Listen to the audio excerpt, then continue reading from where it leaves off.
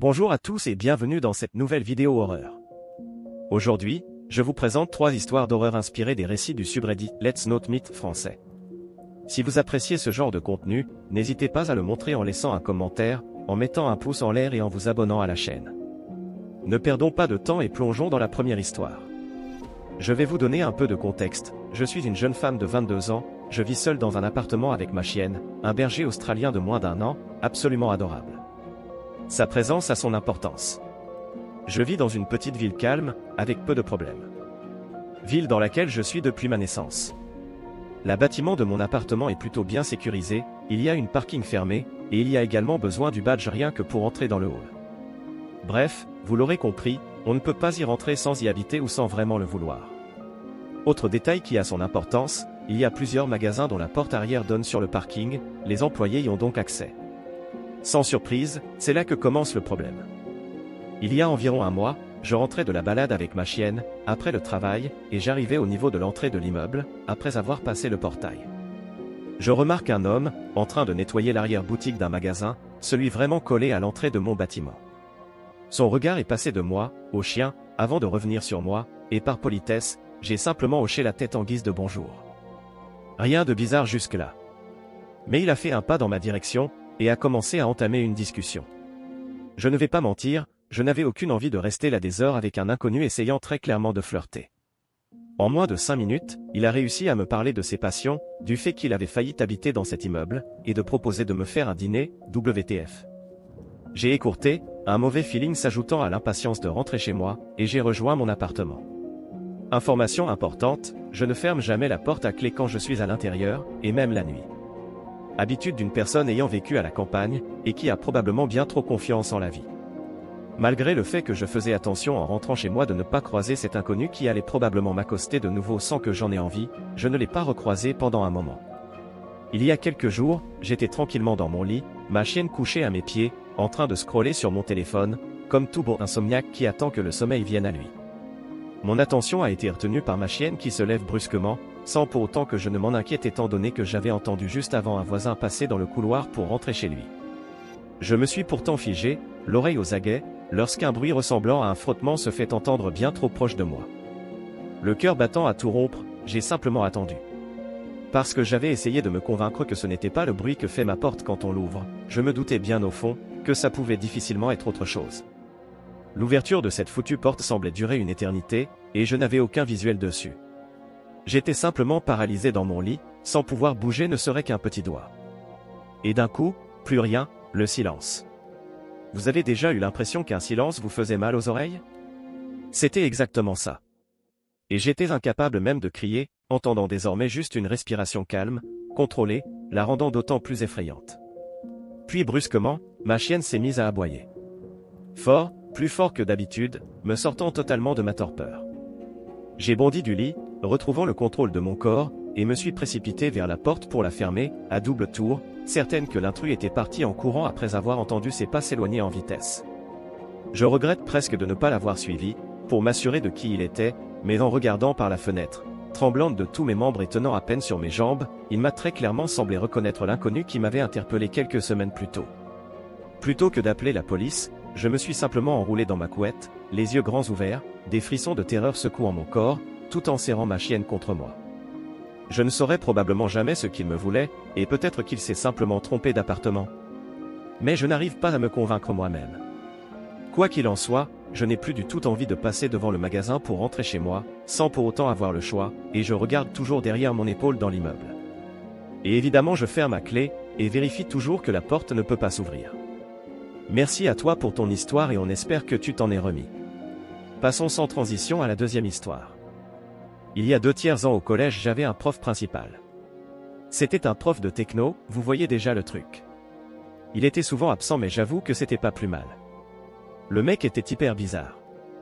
Il y avait toujours un couteau suisse sur son bureau, soi-disant que c'était un objet de famille, comme un porte-bonheur quoi. Il aimait pas trop les enfants mais il aimait bien moi et mes copines, il était très tactile avec nous et nous touchait sans hésiter. Il voulait tout le temps nous garder à la fin de l'heure et nous enfermer à clé dans sa salle durant le cours. Il était purement raciste, genre VRMT, des Arabes, il était sénégalais, lui qui a connu du racisme malheureusement il n'hésitait pas à insulter la communauté maghrébine. Du genre, toujours vous qui provoquez des attentats, ou bien, retourne dans ton pays de pauvres à élever des moutons. Étant algérienne, je n'ai pu m'empêcher de rétorquer et j'ai répondu très poliment en lui disant que lui aussi faisant partie d'une communauté qui connaît le racisme ne devrait pas descendre les Maghrébins alors qu'ils connaissent également du racisme. Suite à quoi il m'a viré de l'année de son cours. Bref, un jour j'étais avec ma copine et encore une fois il nous garde à la fin de l'heure. Parce que je cite, vous êtes les meilleurs élèves de la classe. Il ferme sa porte à clé et commence à nous poser des questions du genre, vous avez un petit ami? On était évidemment effrayés mais je faisais semblant d'être sereine pour pas qu'il se doute de quelque chose. Après plusieurs questions de ce genre-là. Il nous a ensuite demandé si on avait déjà été kidnappés. Ce à quoi nous avons répondu non. Et ce à quoi il a répondu, il y a une première atout. Je vous laisse imaginer la peur que j'ai ressentie. Je prends ma copine par la main et commence à m'approcher de la porte pour faire comprendre au prof que nous voulons sortir. Il dit alors, vous finissez à 15 heures. Comme moi. Vous voulez que je vous ramène chez vous? Nous avons alors répondu, non merci monsieur, et là il est devenu hyper agressif et froid, comme s'il était vexé de notre réponse, il a ensuite insisté et nous avons prétendu que mon père venait nous chercher après les cours. À 15 heures nous nous sommes cachés derrière des arbres en attendant qu'il parte. Nous sommes ensuite sortis quand on pensait qu'il était parti. Mais il n'était pas parti, il est passé devant nous en disant, on se cache pour pas me voir. En tout cas je vous ai trouvé. Nous je l'avons plus revu de l'année car il n'est jamais revenu. Merci pour ton histoire et force à toi, passons maintenant à la dernière histoire. Cette histoire se passe en juillet 2021. À ce moment-là j'ai 13 ans. Et mes parents acceptent d'emmener ma meilleure amie avec nous en vacances. Nous partons dans un petit camping. Mais vraiment petit, il y avait juste une piscine ouverte jusqu'à 19h30. Ma meilleure amie et moi adorions nous y rendre la dernière heure avant la fermeture car il n'y avait jamais personne. Il faut déjà savoir que les personnes pouvaient arriver au camping seulement le samedi. Dans cette piscine à l'entrée se trouvait un petit meuble pour y déposer ses chaussures, à gauche de ce meuble se trouvaient 2 cabines comportant toilettes ainsi que douche. Et la particularité c'est que lorsqu'on entrait au pédiluve un détecteur activait de l'eau au plafond. Et derrière cette piscine couverte se trouvaient des transats au soleil pour se sécher. Cette histoire se passe un jeudi peu de temps avant notre départ. Comme à notre habitude ma meilleure amie et moi nous rendons à la piscine vers 18h30 et constatons qu'il n'y a personne. Nous sommes très contentes car nous allons pouvoir être tranquilles. Tout se passe pour le mieux, nous nous amusons jusqu'au moment où nous entendons le détecteur du pédiluve se déclencher. Je regarde l'horloge qui se trouvait au-dessus et je vois qu'il est maintenant 19h20. Je ne comprends pas vraiment pourquoi quelqu'un vient se baigner à 10 minutes de la fermeture. Je vois donc une jeune femme d'une vingtaine d'années entrer et nous regarder fixement avec un regard noir qui sincèrement m'a glacé le sang. Je lance un regard à ma meilleure amie qui est de base une personne très sereine et rationnelle au l'inverse de moi qui panique très facilement. Mais cette fois-ci elle semble autant apeurée que moi. La femme maintenant ne nous regarde plus mais cherche quelque chose dans son sac. Ce qui me semble également étrange car elle avait déjà son maillot de bain sur elle. Je dis alors à voix haute à ma meilleure amie pour être sûr que la femme m'entende, mince il est tard, ma mère nous a dit de ne pas rentrer trop tard, on ferait mieux de rentrer. Ma meilleure amie comprend de suite et avant même que l'on sorte de la piscine l'inconnu se dirige vers une cabine. Nous attendons un peu pour voir si elle sort mais au bout de 2 minutes nous sortons de la piscine et prenons nos serviettes. Mais pour sortir nous devons passer devant les cabines pour récupérer nos chaussures et c'est là qu'en passant devant la cabine occupée par la femme que je vois cette dernière qui n'avait pas fermé la porte mais l'avait laissée entrouverte, se regarder fixement dans le miroir. Nous prenons nos chaussures à la main et nous mettons à courir pieds nus pour rejoindre notre location et raconter à mes parents. Nous leur racontons tout et nous décidons d'y retourner avec eux pour voir si la femme y est toujours. Quand nous y arrivons 5 minutes se sont écoulées et nous cherchons partout mais aucune trace de la jeune femme.